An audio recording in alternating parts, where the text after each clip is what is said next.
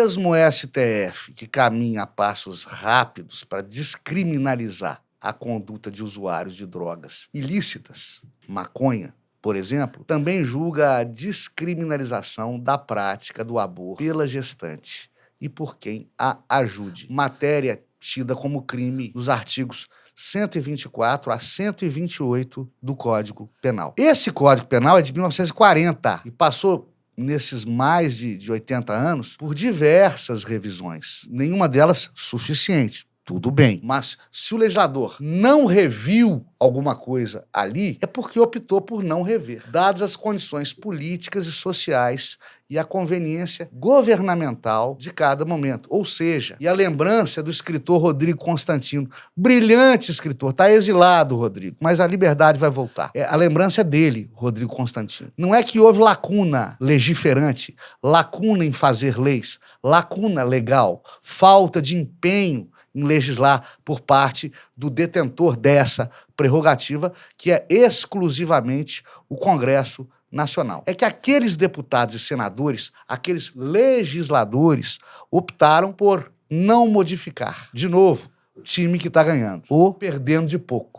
Foi assim que, ao longo das décadas, foi descriminalizada pelo legislador a prática de adultério, que era crime, o crime de sedução deixou de ser crime, e, por outro lado, foram criados crimes novos, conforme a evolução da sociedade. Criaram crimes de informática, que é invasão e divulgação de dados sigilosos. E por que não dizer? Criaram um crime de atos antidemocráticos. Quando o legislador viu a necessidade, mexeu com o Código Penal. Ou seja, não tem lacuna legislativa.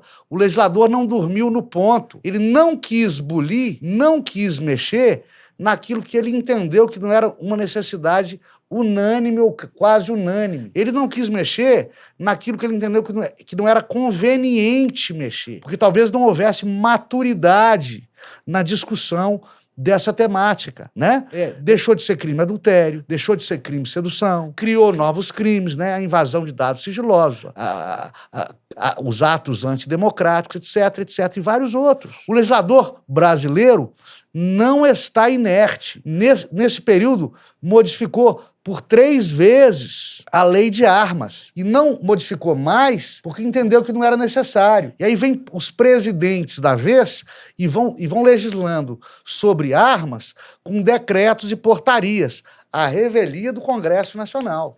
Modificou por 3 vezes a lei de drogas, a lei de combate às drogas, a lei de tóxico. Modificou por 3 vezes. E estão discutindo a constitucionalidade dela também no Supremo. Sendo que nós temos um Congresso Nacional atuante, legiferante. Daí que a gente não entende como é que vai andar bem uma república em que não se observa a tripartição de poderes que está na gênese, na criação, na origem do Estado Democrático de Direito. Bom, se o Congresso Nacional não descriminalizou a prática do aborto, é porque não viu maturidade social, intelectual, na discussão delicada sobre a matéria. O Poder Legislativo optou conscientemente por não descriminalizar, ao menos até aqui. Se o STF o fizer agora, não o fará por conta de uma lacuna legislativa, portanto, mas sim em face de uma deliberação consciente do Congresso Nacional, que foi manter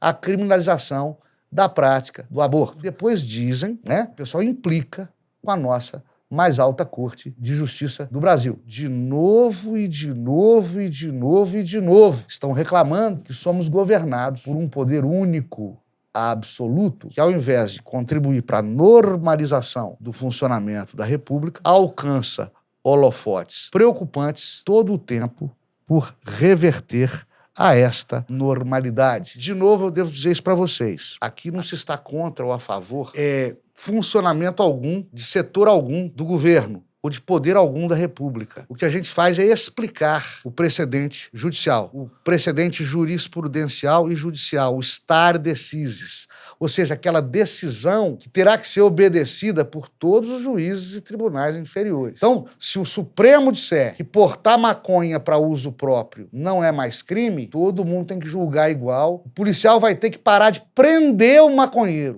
Se o Supremo disser que até 60 gramas de maconha é uso não é tráfico, o traficante aqui embaixo vai trabalhar impune vendendo de 59 em 59 gramas de maconha. Se o Supremo disser que a prática do aborto por parte da gestante ou de quem auxilie não é mais crime, um monte de gestante vai tirar a vida dos seus fetos, dos seus futuros nenéns, sem que juízes e tribunais inferiores ao Supremo, que somos todos, possamos fazer qualquer coisa quanto a isso. Não vou entrar nessa discussão sobre a legalização ou descriminalização do aborto. É diferente. Legalizar é dizer, ok, pode. Descriminalizar é dizer, não pode, mas não é crime se fizer. É diferente. A minha opinião pessoal, tá? Eu não vou repetir para vocês, não estou discutindo. Dizendo qual é a minha opinião pessoal. O nascituro, que é aquele que está por vir, já está vivo. E então, com ele não se pode mexer, à luz do Código Civil e da Constituição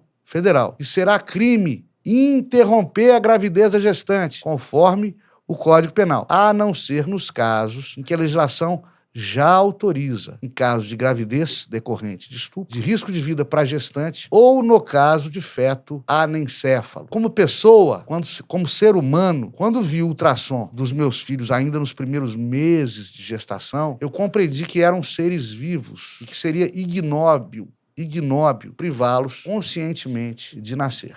Um ex-preceptor que tive na escola judicial, hoje desembargador aposentado, me contou que uma vez ele foi procurado por um casal que pretendia interromper judicialmente a gestação do primeiro filho, que seria inviável, segundo o laudo do obstetra da família. Ou seja, o feto, se nascesse, nasceria morto ou nasceria morrendo. Ele determinou, então, meu preceptor, o então magistrado, ele determinou perícia por médico público, que atestou do mesmo jeito. Anencéfalo, inviável. E depois uma terceira perícia. 3 perícias. Anencéfalo, inviável. O magistrado conversou muito com os pais, de formação bastante cristã, esse amigo meu. Ele aconselhou muito e os convenceu a manter a gestação. E parir o primeiro filho. Hoje, esse primeiro filho tem mais de 20 anos e já deve ser advogado. A última vez que eu soube, ele era estudante de direito. E ele, esse ex-feto anencéfalo, liga até hoje para o magistrado aposentado e ancião, hoje um ancião, em todo aniversário do ex-feto. Inviável. E os dois choram muito. Falou em ciência, pessoal. Falou em erro. Falou em ciência. Falou em erro. A ciência só subsiste às custas do velho método. Tentativa e erro. Erra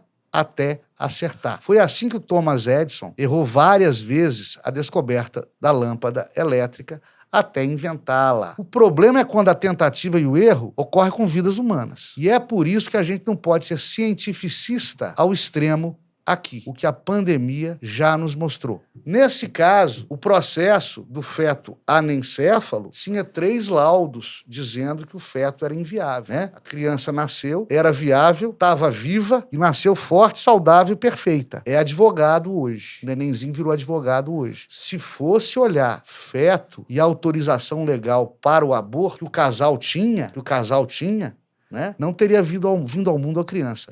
Se fossem se embasar no laudo pericial, que geralmente acerta, quase sempre acerta, mas pode errar, porque é produzido por seres humanos e os seres humanos erram. Se a gente fosse seguir à risca a ciência, a prova teria sido, desse exemplo vivo, real, acontecido, teria se interrompido a gestação de um feto saudável, de uma futura criança saudável. Nós temos que abolir esse cientificismo materialista, está nos tornando obtusos. Isso vem do século XIX para cá. Nós perdemos a referência divina, a referência com o transcendental. Não importa a sua religião, mas você tem que acreditar em algo acima do tangível, do palpável. Senão você não vai para frente. Se você ficar só naquilo que é cientificamente demonstrado, você não vai para frente.